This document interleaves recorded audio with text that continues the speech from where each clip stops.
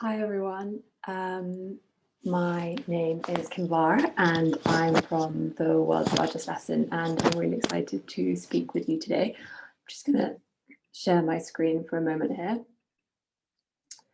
Great, so as I said, my name is Kimvar and I'm from the world's largest lesson, and we will be talking today about two different things. The first is the need to have climate education and a call for climate learning. And then the second part is that I would wanted to share with you for this session is to give you some practical tips that you can take with you when you are talking about climate change with other students, some of your friends, parents at home, and even maybe inspire you to start a conversation with younger students who you might have the opportunity to be speaking with at school. So before we begin, I just wanted to take a moment to ask you to spend some time thinking about what learning means to you and what you think an education should equip young people with, like yourselves, and why it's important. And the reason why I wanted to spend some time initially starting to think about this is because COVID-19 has impacted over 1 billion people's education around the world. And so it's kind of provided this opportunity to maybe think about education in a slightly different way. So many of us have had to accustom to going online for our education. So has it made you think differently about what you think an education should be and what you'd like to get from it? Because one thing that we know that, as I'm sure all of you guys know who are attending this summit, and the reason why you're here is there is a huge need to change education. And in one of those ways that is kind of some of the most explicit ways that we can change it is this huge rallying call that we had from around the world, and which young people like yourselves have demonstrated, is that you want to have the opportunity to learn about climate change and have a climate education. And not only the opportunity to learn about it, but kind of that it's your right and that you should deserve to learn about something so that you know how to take action for it. And I know that the Earth Day Network are going to be doing a really fabulous talk tomorrow to talk a little bit more about the campaign that we're working with them on this. So I'm just going to touch very gently on this in today's session before we move on to something else. So as many of you know, the ecological and climate concern is huge among young people, and that's why it's a really important and powerful way for people to learn about it, because once you learn more about something, you feel empowered and less frightened of something, because we know that as I've watched previous sessions in the summit, the rising case of eco-anxiety is coming up and causing many issues for young people. But additionally, not only is the need to have a climate education important for the emotional and social outlook and aspect of people, but also young people like yourselves want to have the opportunity to learn skills. And if we have a climate education and we have the opportunity to learn about it and take action for it, then we're going to be developing these new and different kinds of skills that will empower us to have better careers, move forward and be great citizens in the 21st century. So I thought it would be interesting to very quickly just look at, do a quick overview of some of the countries around the world who have incorporated climate education into their national curriculums and have been talking about sustainability issues for a while. I've listed some of them up here on the left-hand side. This is not all of them by any means, but I just wanted to touch on Mexico and Italy, because both of them last year made big commitments to climate education, with Mexico changing their constitution to allow a wonder and excitement for the natural world to be part of their national curriculums, and also Italy, which said that they were going to make learning about climate change and sustainable development mandatory to all in all classrooms across all age groups. Unfortunately, as you can see, the UK is not on that list, and I would highly recommend checking out the Teach the Future campaign, which is a student-led campaign, which is asking for climate education to be included on the UK curriculums. And so then I think that just paints a little bit of a picture of the current global landscape of what different countries are doing. And the reason why we need to have climate education in so many different, in all the different countries around the world is because really we need to start being able to change people's mindsets about climate change. At the moment, it can seem incredibly overwhelming for a lot of people. And that's why I wanted to share this quote with you, which is a very popular quote by Mary Heckler, the climate justice activist and podcast host, but I think it really summarizes the opportunity that we have here when she says that the thing about climate is that you can be overwhelmed by the complexity of the problem or fall in love with the creativity of the solutions. And I think this is kind of, it really hits the nail on the head in that we need to be able to have the techniques and skills to change people's mindsets about climate change so that they see it is something that is really an opportune moment to get creative and think differently. So what I'm going to be talking today a little bit about is kind of giving you some practical tips and guidance on how we can make sure that whenever we're communicating about climate change or learning about it or trying to change people's mindsets about it, that we are directing them into this green area here, this theory that we're trying to reach, which is urgency plus optimism equals action. And what that means is basically researchers, psychologists and behavior psychologists have done a lot of research into thinking about how we can inspire and motivate people to take action. And they've kind of come up with this like winning formula, which is urgency plus optimism, which means that we need to present climate change as a really urgent issue, but one that is possible to take action for and change the outcome of.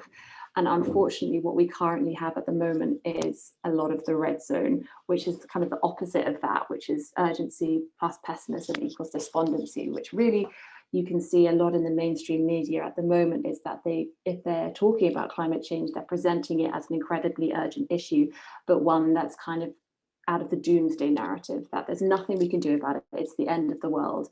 And if we combine those two narratives together, what that leads us is with this feeling of despondency, which basically means people feeling incredibly overwhelmed and starting to turn away from believing that action is possible. Which is why when you guys are at school and you have the opportunity to talk to other teenagers in your classrooms or your friends or even younger students, I'd love to pinpoint you to climate visuals. They're an incredible resource which I found out about and discovered recently, which has really helped kind of shaped the way that we do our work. And also I think it's an incredibly powerful resource for you guys to use and when you're trying to educate other young people about climate change. So really what climate visuals are is a group of researchers and scientists who have come together to form this charity, and they have done a ton of research into the imagery and photos that we use in climate change. And the reason why they have done this is because if you think about it, human beings, we're incredibly visual creatures. Everything that we do, we communicate through imagery, particularly in 2020 when so much has moved online. And for thinking about how much time we spend on social media, and if you stop and think about some of the number of images you see in a day, it can kind of get mind-blowing. And so what climate visuals have come up with and researched is that they have identified that climate change has an image problem, and that the images that define climate change shape the way that we understand it and act upon it. And so those images that we're using and that we're sharing we need to make sure that we're thinking quite carefully about them, and that making sure that there's research behind what we're actually showing. So what I wanted to do now is spend just a few minutes showing you some different examples from the Climate Visuals catalogue, which you can go and check out yourselves on their website. And if we're thinking about how we're trying to educate or make sure that young people and adults really have an opportunity to learn about climate change, we want to make sure that we're taking them back to that green theory that I spoke about earlier, having the urgency and the optimism, making sure that it leads to action, that they feel like change is possible, and that there's something that they can do about it. So I've got two images up here, image 1 and image 2, and I just want you to spend a few moments just thinking about which one of these images motivates you to take action for climate change. So Climate Visuals have done this research, and when they polled a group of about 4,000 adults in the US, Germany, and the UK, they pulled out some key findings on how to communicate the issue of climate change. And one of them was, they found here with image 2, they found that when presenting, if you're trying to evoke a positive emotional action for people, it can be really powerful to show the human impact of climate change. So here we've got a girl in Bangladesh who is carrying a water jug because she's trying to go and find clean water after her home has been flooded. And the research indicates that showing a story like this, where one person, where you can see a human person who's by themselves, is much more motivating than this image on the left. Now, the image 1 here that we have is of a melting ice cap. And the problem with images like this, image 1, is that these images have been used over and over again since kind of like the 1980s. The stereotypical image of climate change has been a polar bear and ice caps. And unfortunately, when you're inundated with the same imagery again and again and again, it can lead to a sense of boredom and kind of fatigue because you're just seeing the same thing again and again. And so I thought that was a really interesting point, that the research from Climate Visuals showed that coming up with human impact stories and telling new ways and having new ways of showing those stories leads to more motivated action. And again, here, another example, which image makes you feel more optimistic? I'll let you have a few moments to have a think about it.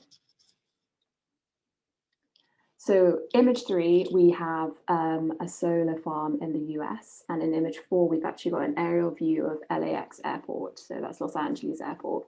And I don't know about you guys, but image 3 definitely came out as the image that made people feel more optimistic to tackle climate change, because it shows a solution here. It shows something that is powering us into the 21st century and clean energy, which obviously is much more motivating than image 4 here. But I thought the reasoning for why the research indicated that image 4 could be less optimistic inducing is quite interesting, because it's such a large image and it shows the scale of the airport, that actually the researchers actually found that indicated a sense of feeling overwhelmed, because it showed that the scale of climate change is so huge, and as an individual looking at that image, it makes you feel quite small, and you think, God, what can I do to take action when confronted by so much change that is needed.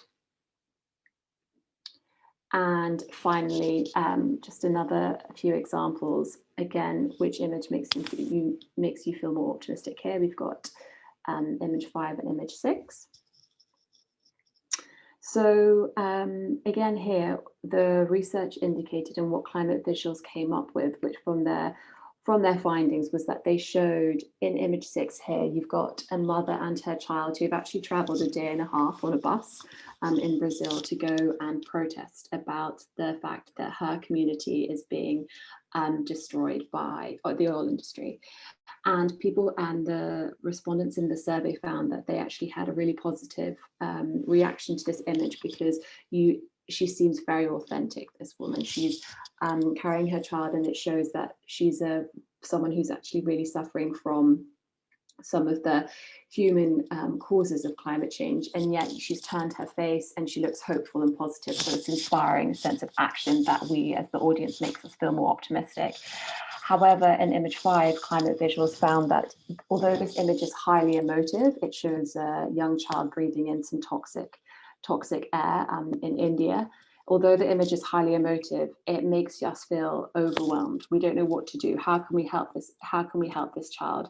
And really, if we wanted to create action in someone, what we'd need to do is show this image alongside a concrete action that they could do to stop them from feeling overwhelmed. So in summary, the climate visuals research found 7 kind of core principles for climate communication, which I think would be so helpful if everyone was able to learn about through a solid and concrete climate education everywhere, but also helpful for you, hopefully helpful for you guys moving forwards, to have these kind of principles with you that you can stick with you if and when you're communicating about climate change. So I'll very quickly, briefly go over them now, but I really recommend checking out climate visuals and looking at the research that they have done. So the first principle was that you need to show real people. Audience members responded more positively when they saw the human impact of what climate change was having, and also like real photos, not just staged ones, which can make people think that they're just standing for a photo opportunity. The second one is telling new stories. If you're communicating the issue of climate change, try and find new ways of showing it. I mentioned before that the melting ice caps and the starving polar bears imagery has been used a lot. So if there's any way that you can try and find new stories to engage a wider audience in it, then that is definitely recommended. The third one is showing climate causes at scale. So show some of the problems that are happening at scale, so that people can see that it's not only themselves who are participating in it. It's something that the whole world is doing together. So then it takes kind of the blame off the individual, and they see that it has to be something systemic that has to change. The fourth one, when we talk about using emotionally powerful imagery like that child breathing in the toxic smoke, we need to always make sure that we present it with actions as well, so that people know exactly what they need to be doing to combat it if we don't want them to start feeling overwhelmed. The fifth one is showing local but serious impacts. So the research indicated that if you show the impacts of climate change that are happening to people locally where they live, they can be more motivated to take action for it. The sixth one was being careful with protest imagery, which I actually thought was really interesting. They said that lots of the respondents in the survey said that when they saw protest imagery, sometimes the protest was very controversial and people can have very differing opinions. So if you really want to motivate people to take action, but think very carefully about what protest imagery you're using and make sure that it's someone who's protesting in an authentic way. And finally, understand your audience. I think that's kind of one of the most important principles of anything, really. Knowing who you're talking to can really help to communicate the issue. And so a task that I'd set you in the last few minutes is that all you can do at a later stage is imagine you're going to speak to your parents or guardians at home or a caregiver, and you're looking for one image to motivate them into taking a positive action for climate change. And we're trying to aim for this theory of urgency plus optimism equals action. So you've got one image you can choose. What image would it be? And I encourage you to spend some time searching for that image and thinking about the story that you would tell with that, and definitely recommend checking out Climate Visuals. They've got an incredible resource and a ton of research, which is really interesting. So thank you so much. I will see if there are any questions, and then if there aren't, then it's been great speaking with you, and I hope you have a wonderful rest of Summit. Just see if there are any questions.